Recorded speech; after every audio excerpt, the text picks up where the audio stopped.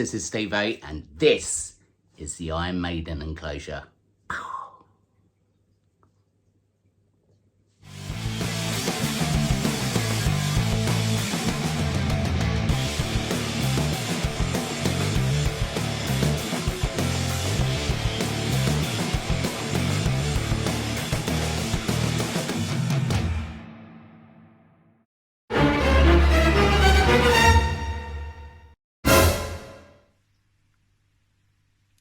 Woe to you, O earth and sea, for the devil sends the beast with wrath, because he knows the time is short.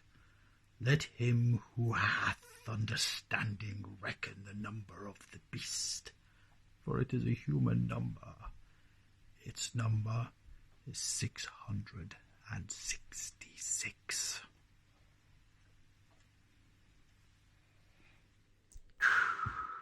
So guys, hairs down, we're ready. Iron Maiden enclosure tutorial has hit the building.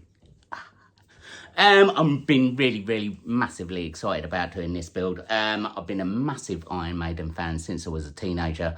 I actually painted this on my bedroom wall as a kid. With our new Antiques Roadshow.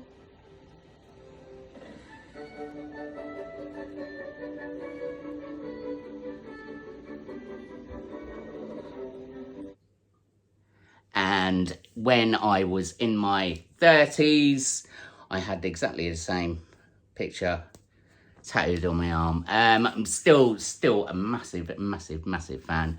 The poster behind me, I got recently. We had to get rid of one of the enclosures to make a bit of room. So Nick, who got the Predator enclosure, kindly gifted me this vintage 2 minutes to midnight poster. So without any doubt, I just went out and bought a frame. So massive thank you to Nick. Also, there's a few guys who are doing some clips for me as well, just to keep you guys rocking till the end. Big thank you to Paul Edwards. He's in the band Catalyst. Their link is down below. If you're into a bit, you like your metal and stuff, check them out on YouTube. They are absolutely awesome. Also, Andy from Top of the Rock Tuition. Sorry guys, Top of the Rock Tuition. He's a drum teacher. You'll see him in a drum clip coming up as well. Check out those guys. You might be in the area, you fancy learning a bit of sticks. Check them out as well. Give them a like on Facebook and stuff. Also, Mark, another guitarist who done me a couple of clips as well. And obviously, Adam the Invertebrarian, he's YouTuber down there on Bungy's links down below as well. Anyway, get all that out of the way. There is a little bit of an Easter egg in this video if you watch it very carefully. And I will be giving away something somewhere in the video. So please do check that out. If you find the Easter egg, you'll know exactly what to do in the comments. Apart from that, guys, let's just get straight. So we're starting off Exoterra 30 by 30, 45 high. This is Iron Maiden bust. So this head comes in. There's quite a deep recess in there. But the spider I'm thinking about putting in here, a nice area, but we'll add some webbing. And I decided to go with sort of columns for that sort of temple look, so we're going to make it all overgrown with real plants. What we've done, we've just masking taped them in place for now, so we can sort of work out sort of space, how much space we've got and where we're going to put everything before we actually stick it to the glass. Good tip is, if you're adding a big bust, or like we done with the Star Wars, that ST Walker we put a little box underneath it. Now this raises the bust up to sort of substrate level. Yeah, when we're going to add obviously an Iron Maiden logo here that I'm going to show you in a minute. So we can sort of work out height, because obviously we want it here, so it's just above Eddie's head. Gives you a sort of gauge into how much space we're going to work with. But we're going to add loads of vines, real plants. I'll probably cocoa fibre in between the columns, add some expanding foam. But the space, I think, works out well. These were just square bits of polystyrene that we've sanded round into a sort of roundish shape. You don't have to go too mad on it. When you add the mortar, you can sort of smooth it out a little bit more. But as it's all masking taped into place rather than glued, this is the best time to sort of plan out your enclosure, plan how it's going to work without fixing anything and then realising whatever you're putting in the centre is not going to fit. But from now on, it's working all right. Now for this one, we've made this. I'm going to show you how we've done it in a second. But that's going to fit just above there. So you look up there, that'll fit just above there, and we're going to do a rock effect so it all sort of blends in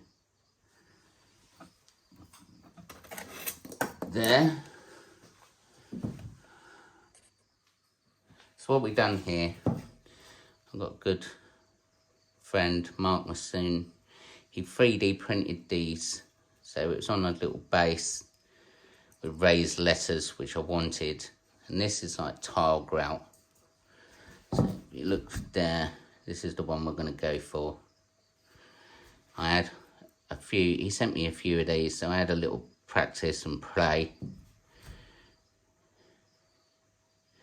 And what we did, you see there, all inside here, we carried on with the tile grout and just filled in these bits here, all the hollow bits, and then it was base coated just with normal spray. Now the next bit we're going to do, we're going to paint this bit. I'm thinking sort of red lettering so it really stands out, and then the other bits we'll do a sort of rock effect, dry brush it and see what it looks like.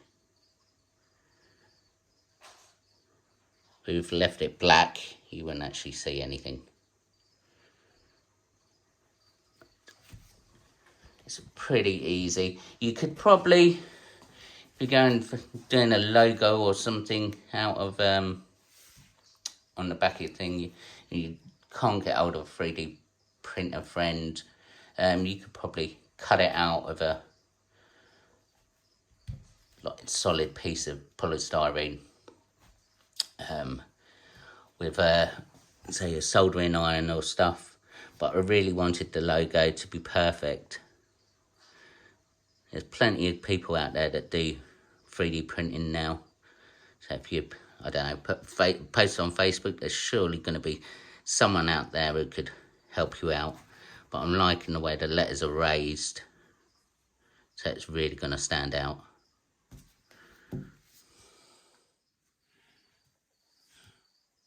So what we're going to do, we've got some red paint here. We're going to try and dry brush it all over.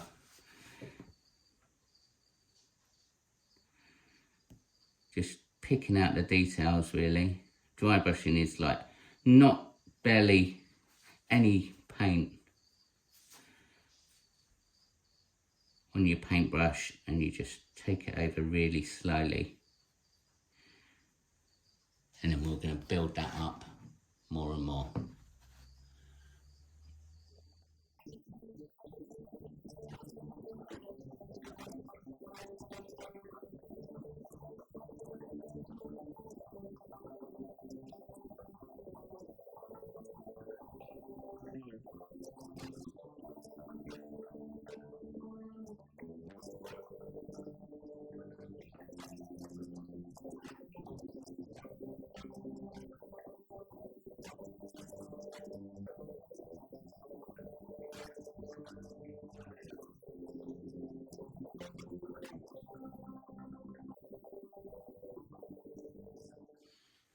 You see I'm just getting tiny bits, and I'm going to pick out the details, just the square bits.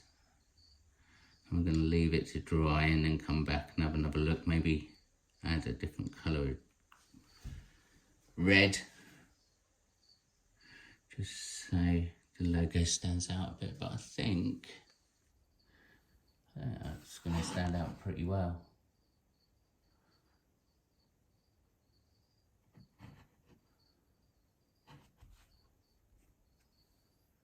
And next we're going to dry brush some grey. This is a really sort of dry brush, and we're just going to go over. This will pick out just a few details in the rock. We'll probably go over a couple of different shades of white on here, pick out a few details.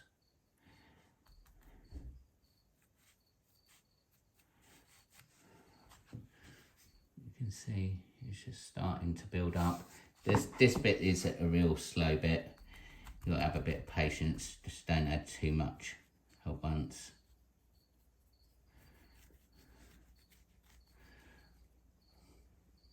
So we'll come back once that's all done. You can start adding light shades of grey to really sort of build it up. So what we're going to do, we're going to come back, see what it looks like when it's all dried. Maybe add a little bit different colour red to it. I think that'll stand out quite nicely.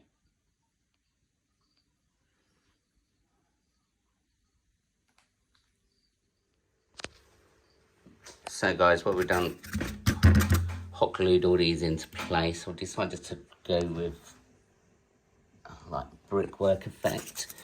So I just cut loads of bits of polystyrene, all different sizes, to make sort of brickwork. I'm going to add this after I've mortared it all, so that's just masking taped into place, but I marked out obviously where I could go up to with the brickwork.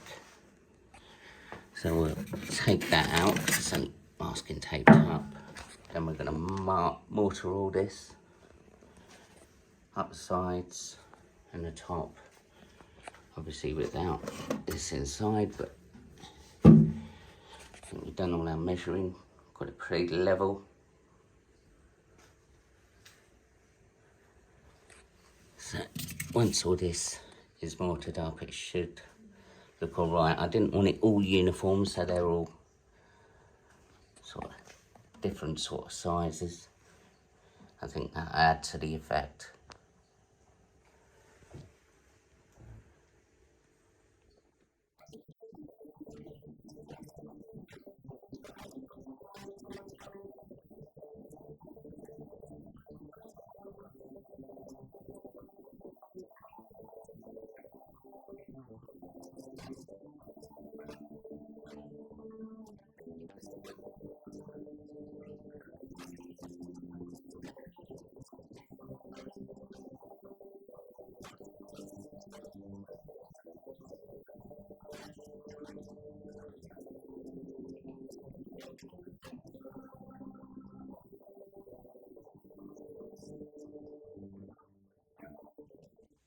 So I've got some mortar here. What we've done, as you saw from that, just giving it a light coat all over the PVA.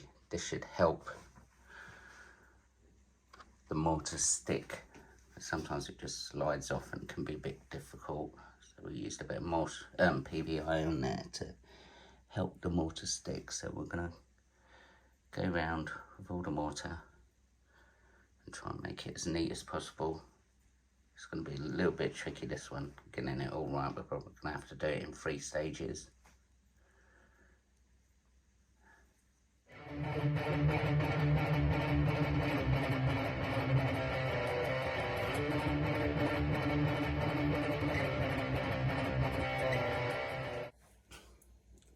As you can see, it's probably going to need another couple of coats. I wanted to do it quite thin build it up so we don't lose the columns.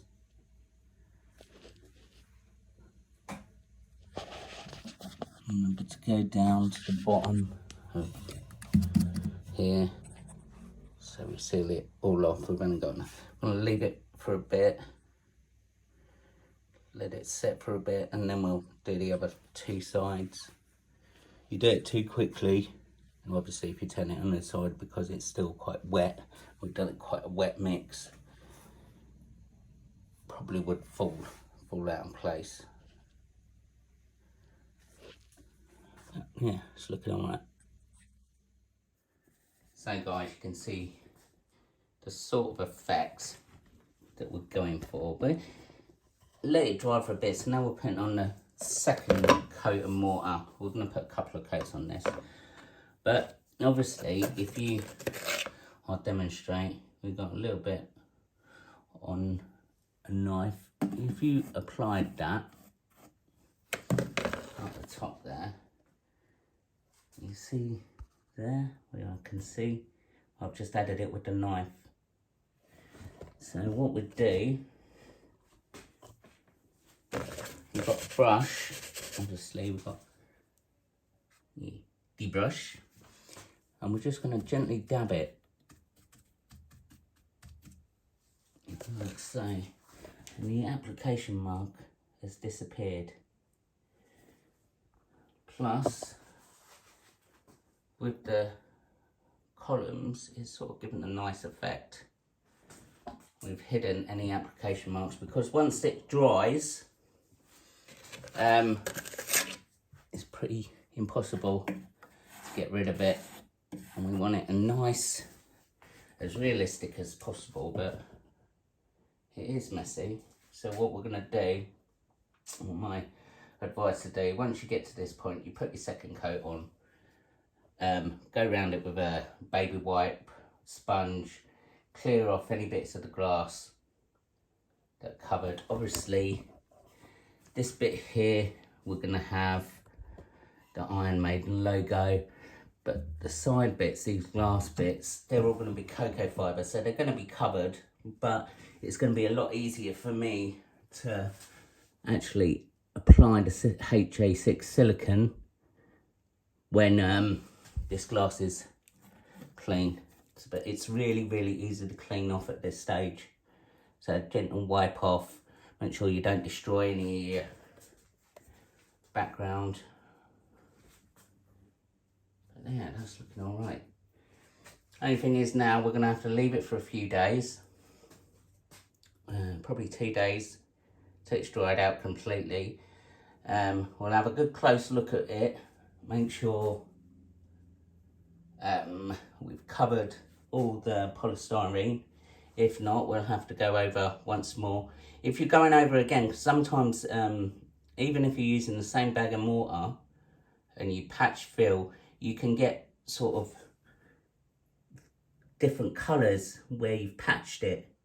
So obviously we want one uniform colour, so we're going to, if we do need to patch it up again, we'll go over it gently, lightly, all the way over. I'm not sure if it's the amount of water used in it or whatever, but this time we're just roughing up everything. This is the process. If you're building an enclosure, you've got to have a bit of patience. You try and rush too much and everything will go wrong. So what we're going to do, we're going to come back after this is all dried and have a good look.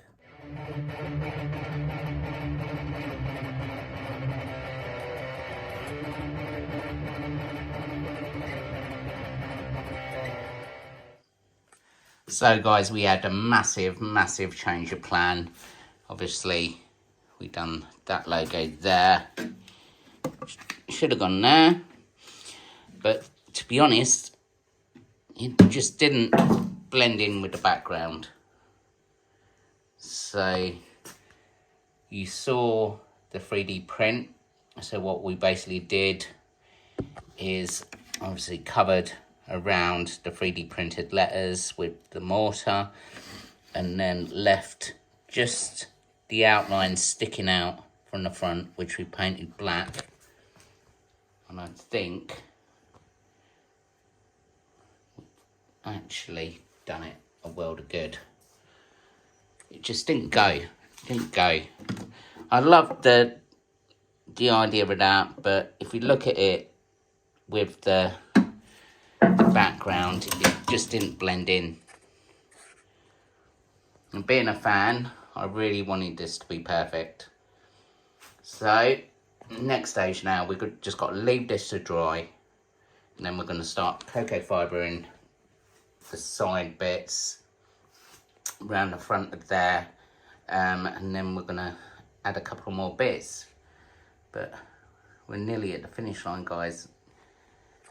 And I'm loving it. So guys, this is something for all you lot who actually watch all my videos all the way through. As we're not going to use this, if any of you guys think that you could use it in one of your backgrounds, all you got to do is leave a comment, your favourite Iron Maiden track. I'll leave the video running for 2 weeks. Then pick a name at random. I'll do a random generator or something, put you a number or something, and then I'll post this off free of charge. And hopefully someone will get some use out of it. Right guys, what we're going to do is some DIY jungle vines. So first we're going to start out with some wire. So you can get this from, say, craft shops. All depends how thick you want to go, really. I'd say if you were going to go for sort of really thick vines, you're going to need something sort of the lines of them old-fashioned coat hangers that have disappeared, and I've not seen any of them for years, but you might have some in the back of the wardrobe that you'd be able to cut down. This is, because we're doing for a tarantula enclosure, this is nice and thin. So what we're going to do, we've got Hessian. Now I've had this cut into 1 centimetre strips. Now if you want thicker vines, obviously go thicker with your strips. And then what we're doing, we're wrapping it round the wire. So what we're doing, we're starting off, and as we go along, we put a bit of hot glue. As we go along, we add another little bit. Just up there. Give it a little bit of a coat. Be careful with these because hot glue can get pretty hot. And we're just basically wrapping it all around the wire. And don't get worried that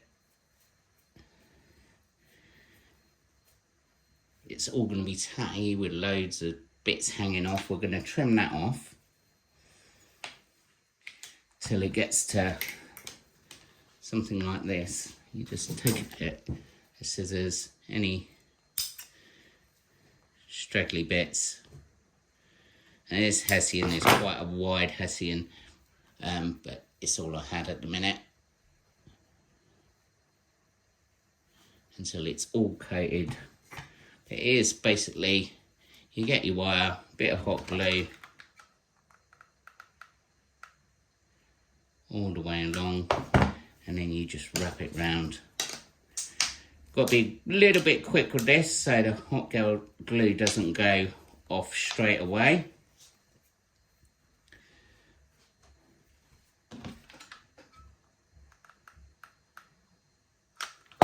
And you just carry on all the way up until it's done, and then we'll go on to the next bit. So this bit is the messy bit. What you need is bone dry cocoa fibre. So you can see I've just broken that off a block. So we're going to take that out, that block here, and this is just completely bone dry. If you want it to stick, it's got to be absolutely bone dry, otherwise it won't stick. Next thing we need In the UK, we're using HA6 marine grade aquarium sealant. So if you're in the US or wherever, look for aquarium grade sealant. Anything safe for fish is safe for your tarantulas, reptiles, etc. It's got no toxics when it's dry. It does pen and ink a little bit, but what we're going to do, obviously we've got gloves here now. We're just going to coat all these wire with the Hessian on there in HA6, and then we're going to dip it straight in to the cocoa fibre. So we cover it, bung it in, and then we'll see what it looks like.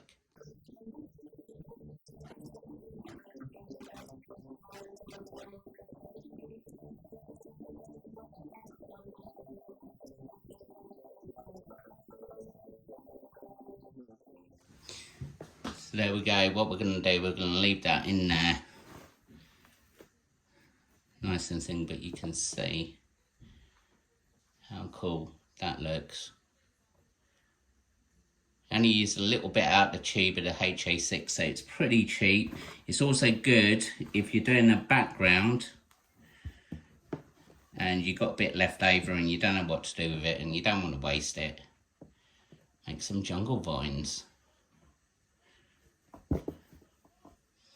But we'll leave them 24 hours, but you can see, even though I haven't trimmed that little bit off there, it's not actually going to make an effect because it's going to add to that jungle vine a little bit more. You know, as you can see, where I've gone thicker on some bits, still looks cool. Job done. So guys, those ones turned out pretty good. So now we're going to add the cocoa fibre to the main enclosure. So we've got masked off a lot of places because we don't want to ruin any of the hard work we've done so far. As usual, we've got HA6 and some the other vines that are done. I'll probably add those. You need gloves. I wouldn't do it outside, it's nice and dry today because this stuff stunk the house out last night when I'd done the vines, so I wouldn't do it nice outside so we can air it out easy. So we haven't got a vast amount of area to cover on this, but we also got to be really careful. So what we're going to do, I think we're just going to start at the top. Loose bits here.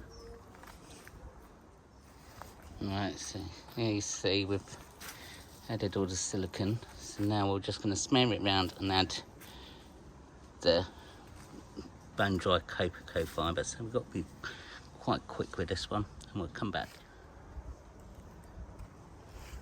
So that's gone pretty much to plan. It's covered everywhere that I needed to cover. The vines are obviously in the right place now, so we just need to air this out for a day or so. Let it cure completely. I think the way the vines have gone into the walls has worked quite well.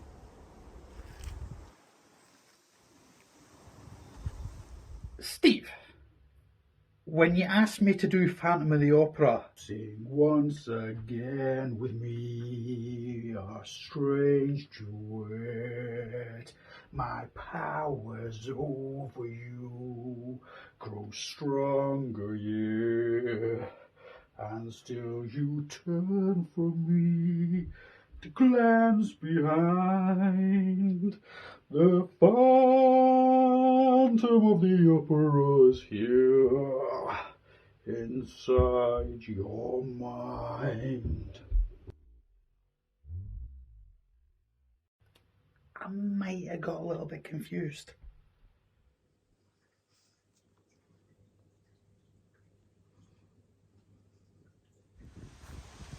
There we go, guys. Let's give it a set up. We didn't have entirely that much to set up once it was done. We've just added some ivy, real ivy, a little fern at the front, a hide at the back. All bases are covered. I'm really impressed how those vines come out.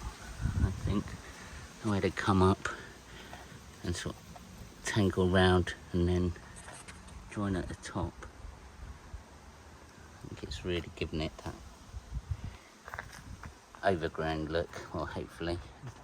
The more the ivy grows, the better it'll probably look once it starts growing up the sides.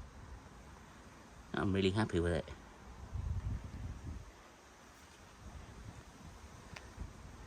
Another thing to do is put a spider in and put it on the display wall.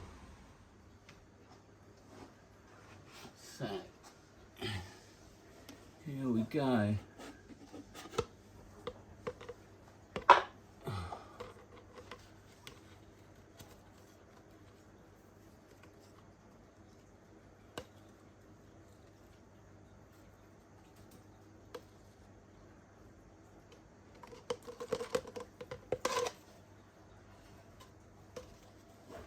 A bit of a leg up.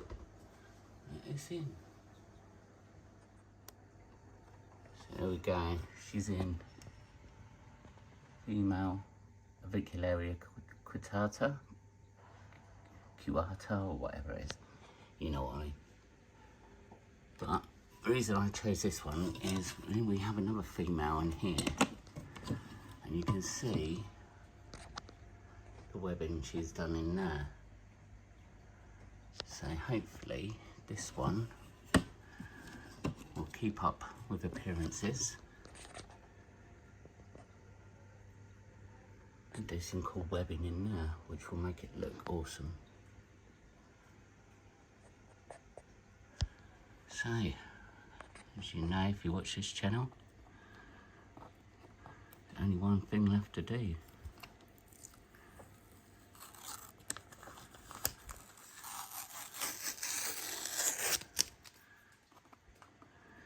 This enclosure is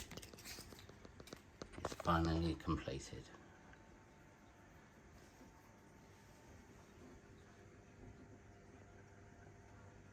I'll leave her in there to settle down.